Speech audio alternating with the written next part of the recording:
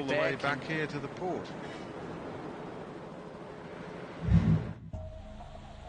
The sunset, a beach and a party to be enjoyed. And at the heart of the celebration is Teng Jianghe, Tiger for short, Team Sanya's talismanic and history-making crew member, the first sailor from Chinese shores ever to compete in the Volvo Ocean Race. A fourth birthday party for his eldest son is an opportunity to show some fabled Chinese hospitality in the team's home port. For me, the best part of being back home is being with my friends and family. I also get to enjoy some local food, fresh fruit and vegetables, and also some time to chill out a bit. Tiger's progress over the last 6 months has seen the 37-year-old elevated to the public face of Chinese sailing. But even before he'd set foot in a boat, this Tiger's tale was extraordinary enough. Brought up in poverty in the northeast of the country, Tiger's childhood was marked by hardship and hunger. All those years of lacking comfort made me stronger, I guess. So, when I joined the Volvo Ocean Race, though it's considered to be the toughest race, it doesn't really feel that tough to me.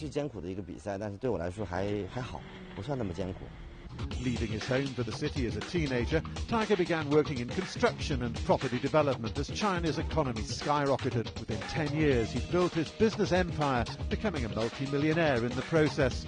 Away from the boardroom, motor racing was his relaxation until the sailing bug bit just 2 years ago and rapidly became an addiction. So much so that this driven, work-obsessed millionaire has given his business up. A passion had to be pursued. It is a shame, but we all have to make choices in life. Although this one is a tough one, I'm happy with it, because I'm following my heart.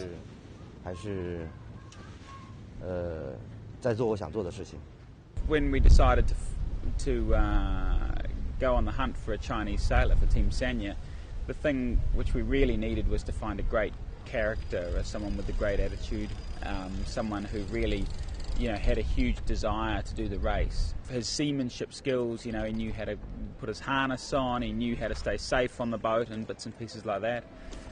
But, the bottom line is he's a great guy. From amateur to seasoned sailor in 6 months, Tiger's progress is already inspiring the next generation of Chinese sailors. Something that fills him with patriotic pride. I believe in 3 years' time, till the next Volvo Ocean Race, there'll be more Chinese sailors joining the race. They may even be stronger and better sailors than me, and that's something I look forward to seeing. For this evening, though, thoughts of racing, both present and future, are put aside. It's an opportunity, however fleeting, to enjoy the company of loved ones before the great race starts once again. Back on leg 4 of the Volvo Ocean Race, the little trip around the inshore, and we're looking at Telefonica. It's all changed, but it's all the same because Telefonica's in the lead, and this is how they got there. Puma came rocketing down the coast, and Puma, they just keep heading on out on starboard jibe out to sea. But the boats trailing, and of course the boats trailing have a good indicator by that leading boat, and they don't have to fall into the same hole. But it was Groupama and Telefonica that just sailed around behind Puma. Puma continued on out to sea, and really that was the death knell. The wind was stronger in the middle and over to the left, but it was the middle course that Telefonica, and frequently they just make the right tactical choice, and Telefonica popped out of the bunch. But there's no doubt about who's winning, and it's this boat. So Telefonica approaches the finish line of the first stage of the restart of leg 4 of the Volvo Ocean Race, and what a performance. Yet another masterclass from the Spanish boat. They're closing down on the line, imperious as they have been right through this Volvo Ocean Race so far. They won the import race, and now they've won the initial start of the restart here. Telefonica gets the gun. The clock now starts ticking. and the advantage it has for the restart in the morning, well, it's going to be sorted out fairly soon now. A fantastic display by Ike Martinez and his crew. Where everything changed was on the transition. Then when coming back, Puma was first, and I think they have a lot of bad luck. I'm very sorry for them because they did a fantastic race and then they stay there for forever. Now we just crossed pretty easy from one win to the other, and then we were in front, so then was just an upwind. I think that was the point on the race. But getting back to the boats that are finishing, Group Armour now just about 150 odd metres to go. We'll shortly find out exactly what the advantage is that Telefonica will take off with tomorrow. So the first boat to start tomorrow will be Telefonica, and 2 minutes 32 seconds later will be Groupama.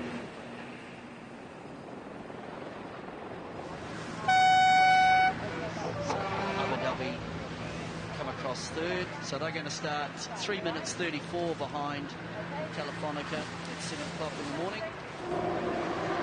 So there's the finish line. There's the tower. Well, how they go. So what have we got there? Finish 7:28 behind Telefonica. So let's see what the clock ticks at. So, temperatures reaching the mid-70s here along the coast, and Riviera Country Club hosting this event for the 50th time. It's been around since 1926 and played such a vital role in the history of the PGA Tour. 3 major championships have been held here, including that 1948 U.S. Open won by Ben Hogan here at Hogan's Alley. Terry Gannon along with Brandel Chambly with you. Day 2, we check out our Titleist leaderboard, brought to you by the #1 ball in golf, and we just saw it. Phil Mickelson, second to last hole of the day, and Brandel from 112 yards out with a wedge in his hand. Yeah, he chose to go down the left fairway. There's 2 fairways at the 8th hole. He used a 3-wood. That went 311 yards, just a bomb off of the tee.